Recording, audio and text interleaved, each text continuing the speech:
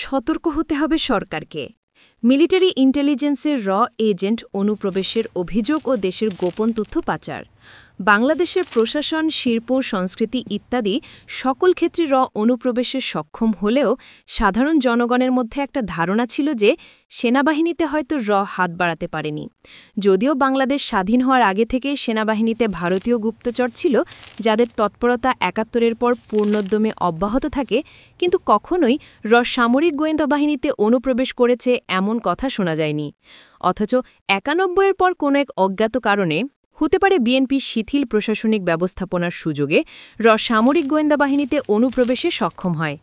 এ ব্যাপারে বাংলাদেশ কর্তৃপক্ষের কোনো সুনির্দিষ্ট মন্তব্য না পাওয়া গেলেও ১৯৯২ সালের কলকাতার আনন্দবাজার পত্রিকায় বাংলাদেশ সামরিক গোয়েন্দা বাহিনী সম্পর্কে একটি ভয়াবহ খবর ছাপা হয়।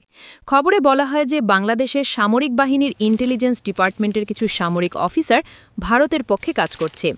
আনন্দবাজারের খবরে বলা হয় যে পাকিস্তানের সামরিক গোয়েন্দা সংস্থা আইএসআই নাকি ভারতের স্বাধীনতা সংগ্রামীদেরকে বাংলাদেশে ট্রেনিং ও অস্ত্র। বাংলাদেশের ডিএফআই-এর একটি অংশ নাকি পাকিস্তানের ওইসব সামরিক তথ্য ভারতীয় গোয়েন্দা বাহিনী, বিশেষ করে এর এজেন্টদের হাতে তুলে দিচ্ছে। আনন্দবাজারের রিপোর্টে যদিও বাংলাদেশ ইন্টেলিজেন্সের নাম হিসেবে ছাপা হয়েছে ডিএফআই, কিন্তু এটা বোঝা যায় যে তারা মূলত ডিএফআই বলতে ডিজিএফআই বা প্রতিরক্ষা গোয়েন্দা মহাপরিদপ্তরের কথাই বলতে চেয়েছেন।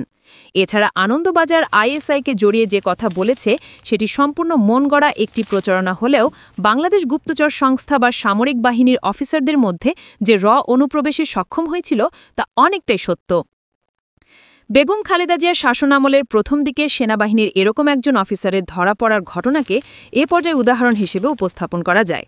উল্লেখ্য, ১৯৯১ সালের জুন মাসে সেনাবাহিনীর একজন মেজর পদবীর কর্মকর্তাকে এর কাছে তথ্য পাচারের অপরাধে গ্রেফতার করা হয়।